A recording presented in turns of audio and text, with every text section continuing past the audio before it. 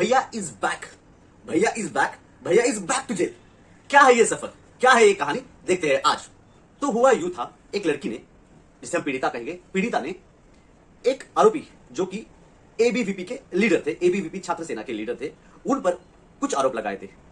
उनका कहना था कि आरोपी ने 3 साल तक उनके साथ शादी करने का झूठा झांसा दिया था और 3 साल तक बार बार कई बार उनके पर बलात्कार किए थे और शादी करने से मना किया था। उनका यह भी कहना था कि एक समारोह में आरोपी ने पीड़िता के मांग में सिंदूर भरा था और उन्होंने यह जताया था कि हिंदू रीति रिवाज के अनुसार उनकी शादी भी हो चुकी है और कई बार आरोपी ने पीड़िता के गर्भपात भी किए थे, उसकी इच्छा के विरुद्ध उसके गर्भपात भी किए थे। पीड़िता ने आरोपी से शादी करने की मांग की। उस पर आरोपी अपने दिए गए वादे से मुकर गया और पीड़िता से शादी करने से इनकार कर दिया।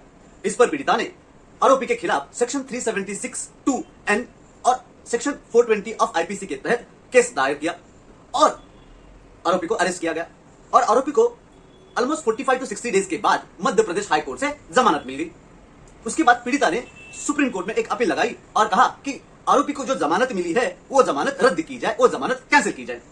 और ये मामला जब सुप्रीम कोर्ट में पहुंचा तो प्रोसिक्यूशन का कहना था कि जब आरोपी को जमानत मिली तब आरोपी ने एक बड़ा शानदार जुलूस निकाला।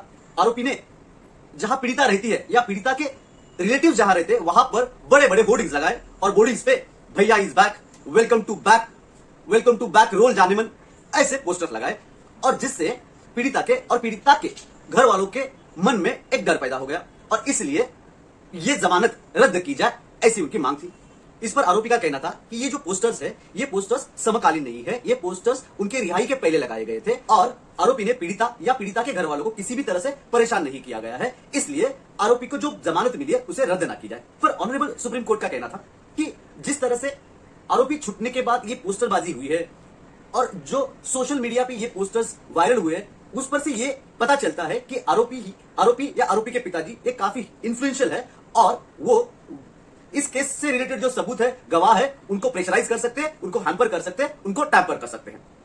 ऑनरेबल सुप्रीम कोर्ट का यह भी कहना था कि आरोपी का जो आचरण है, जो उनको जमानत मिलने के बाद जो आचरण है वो काफी भद्दा है और उन्होंने जमानत जो मिली है उसका कुछ सम्मान नहीं किया है। ऑनरेबल सुप्रीम कोर्ट का यह भी कहना था कि जब आरोपी को मध्य प्रदेश हाई कोर्ट से जमानत मिली तब मध्य प्रदेश हाई कोर्ट ने उनके पूर्व इतिहास को, उनके जो प्रीवियस क्रिमिनल एंटीसीडेंट्स है, उनको प्रॉपरली देखा नहीं गया।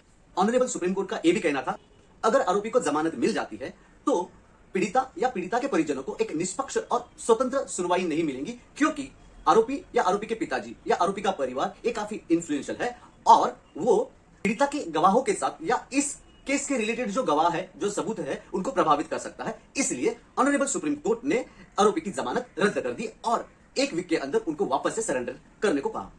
है ना इंटरेस्टिंग सफर, भैया इज बैक टू जेल।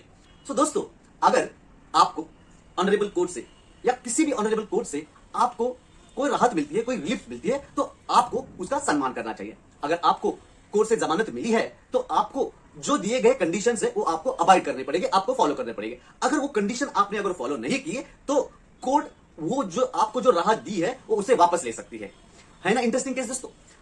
अगर आपको ऐसे और इंटरेस्टिंग केसेस के बारे में जानना है, इंटरेस्टिंग लीगल फैक्ट्स के बारे में जानना है तो फॉलो करो, लाइक करो और सब्सक्राइब भी करो। सबका वकील आपका वकील। Thank you.